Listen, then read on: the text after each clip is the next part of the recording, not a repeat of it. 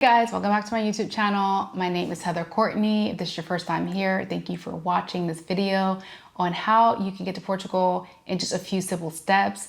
I pretty much wanted to make this video because I know so many people are trying to get here, but there's a lot of confusing information. I recently came to Portugal 3 years ago with my daughter. So I did our visa applications. I just did my mom's visa application twice recently, and all in all, once you understand all the required documents that you need to have, it goes super simple. So whether you're a student, professional, entrepreneur, anyone looking to retire in Portugal, this video is super helpful. So let's get ready to start. First, let's talk about the overall moving process to Portugal. Moving to Portugal involves 2 steps. First, you need to obtain your initial visa from your home country. Once you're in Portugal, then you convert that visa into a temporary residency permit. The agency that oversees all this is called AIMA. Don't let me fool you. My Portuguese is not that great, so I'm not trying to try to butcher the correct words for AIMA. Next, Portugal offers several different types of visas. 2 of the popular ones right now are the D7 and D8 visa. However, there are a total of 9 visas altogether. So D1 visa is for professionals with a job offer that's in Portugal. Normally the visa is valid for stays longer than 12 months. D2 visa is for those that are entrepreneurs that have innovative business ideas and a solid business plan. D3 visas are for highly qualified individuals with specific qualifications, such as a postgraduate degree or professional certifications. D4 and D5 visas are for students, including exchange students, professional internships, and higher education students. D6 visa is for family reunification, allowing legal residents to bring their immediate family members to live in Portugal. D7 visa is the visa that I'm on. It's for retirees and for those with passive income, often referred to as the retirement visa. D8 visa is for digital nomads working remotely with guaranteed employment from outside of Portugal. And lastly, D9 visa, also known as the golden visa, is for those that are going to make significant investments in Portugal. So once you figure out the different types of visas, now here's some of the reasons why people want to come to Portugal. Number 1, obtaining residency in Portugal comes with many benefits. Permanent free entry and circulation within the Schengen area, comprising of 26 European countries. You have the freedom to live and work in Portugal. Also, you have the option to become a non-habitual resident for tax purposes, so you're not double taxed. And if you are taxed at a much lower rate, access to education, healthcare, and other residential rights. So hopefully that all makes sense to you. Now we're gonna jump into applying for your residency visa.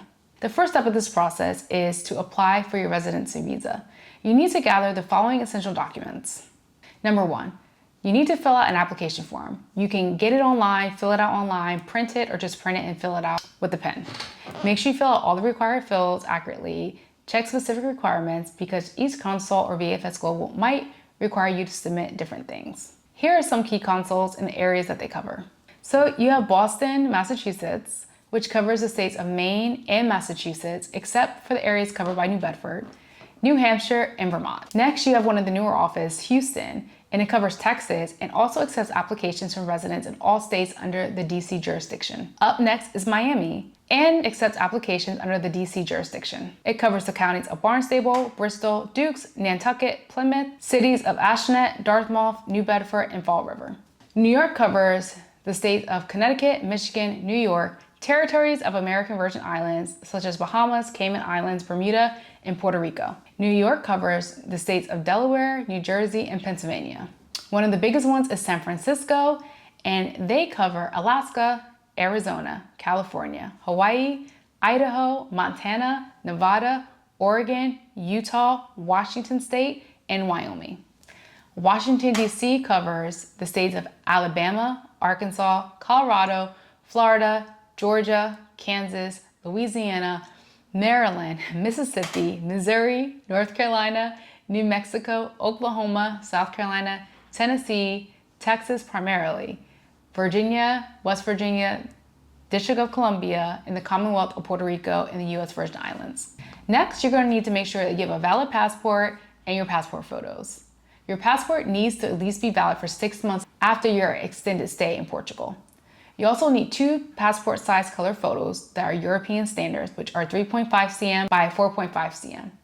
Ensure your photos are in a white background, show your ears, and do not have any accessories on like glasses. Next, you need to prove your legal status. If you are not a citizen of the country from which you are applying, you need to provide proof of your legal status in that country. This could be a green card, a visa, or other documentation. If you're visiting another country or just living there for a few months, you cannot apply from there unless you have residency in that particular country. Next, you're going to do your personal statement. This is a short note explaining your reasons for wanting to move to Portugal. Include details about yourself, such as your education, profession, your ties to Portugal, anything else you want to include, and also your initial accommodation plans. Keep it very clear, concise, and ensure it aligns with your supporting documents. For example, I'm a retired history teacher. I wish to live in Portugal as a retiree because of the lifestyle and the culture. My ties to Portugal include friends who have moved there. I will initially live in a rented accommodations at Praça Antonio Sardinha 3, Lisbon. This rental contract is included in my application, and I paid 750 euros as a deposit. I will transfer money for my daily living expenses from my US bank account to my Portuguese bank account with Banco BPI. Super easy, super simple. Next, you have to show proof of your financial means. Having sufficient funds is crucial to getting an approved application. Make sure you include your bank statements, such as your summary page showing your name and your address of the account owners, and for most recent 3 months. Joint account holders must ensure both names appear on the statement. You can also include your investment statements, summary pages showing your balances. If you have pension certificates such as Social Security or military, you can add those in too, as long as they are official documents to prove your income.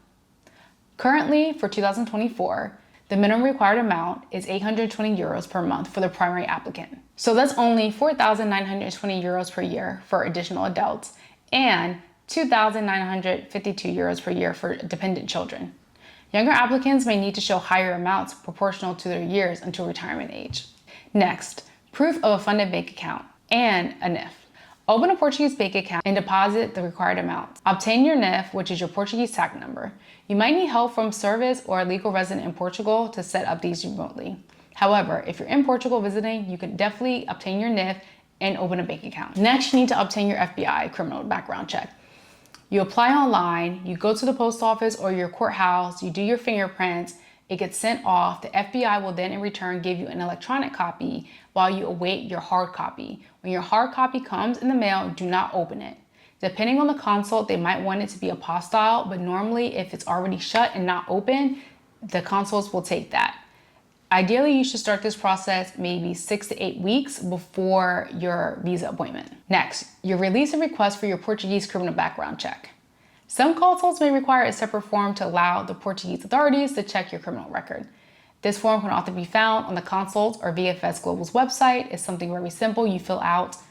I used it, I sent mine in, however, they didn't ask for my mom, so it really is a hit or miss. Next, proof of private health insurance. Each person must have medical insurance that meets the Schengen area requirements. This policy should cover at least 30,000 euros, including COVID-19 coverage, and be valid for at least 120 days. There are many different options out there for you to get insurance. I will list some suggestions in the description. After you got your insurance, your proof of accommodations. Provide a rental agreement, property purchase contract, or a letter from someone you're going to be staying with, the terms of responsibility form. It really just all depends on how you are going to have your accommodations laid out. I know for San Francisco, you have to have a 12-month lease. For DC, you only need a 6-month Airbnb or booking reservation, so it really all depends. But make sure you have all this written down, printed, so you can submit it with your application.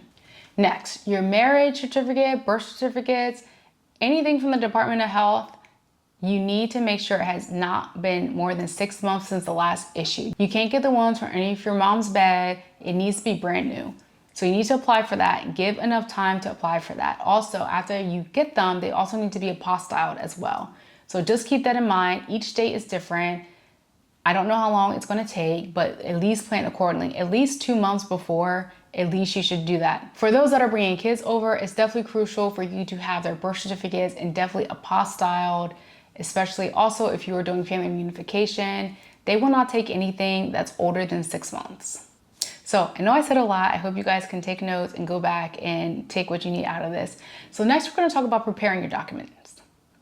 Each of these documents have specific requirements. For example, your personal statement should include the following: a description of yourself, your reasons for moving, your ties to Portugal, where you initially reside. Make sure your financial documents, like your bank statements, are up to date, clearly show your financial stability. Just anything that you can think of to prove that you are going to come to this country and you can take care of yourself. Next, you're going to submit your application. Once you gather all these documentations, you're going to submit your application at the designated Portuguese consul or VFS Global in your home country. Make sure you check their specific requirements, as they can vary. As mentioned before, the requirements for DC in the checklist are not the same as the requirements in DC for San Francisco. After you do this, it's just a waiting game. It can be very stressful. You're just waiting and waiting and waiting, but soon you will get a congratulations email that your visa has been approved and you can now travel to Portugal, send in your passports to get it stamped with your visa, and then head on to this beautiful country. Some tips and additional information I can give are: be prepared for potential additional documents. You never know what they're going to ask for or if you're missing something. Bring extra copies of your documents just in case. Keep your timeline in mind and plan ahead to avoid any delays. If you're traveling to Portugal from another EU country, remember that your passport may not be stamped, so keep your boarding pass and travel itinerary as proof of entry. Also, if you're in Portugal, you can open up your bank account, you can get your NIF, you can scout. There's so many things you can take advantage of while you are in Portugal. Lastly, please join the American and Friends Portugal group. It is essential for many of us who have come to Portugal, that are in the process of coming to Portugal. Their file system is impeccable. The group has so many resources that are amazing. So definitely check it out. Even if you're not on Facebook, just make a Facebook account or use a friend's Facebook account. Join the group and you'll get all your answers and concerns questions. With that being said, I hope this video was beneficial. I hope it was helpful. Definitely let me know in the comment section if you have any comments or any questions. I will do my best to answer them. But with that being said, I will check you guys in the next video. Good luck, and I hope to see you soon in Portugal. Ciao.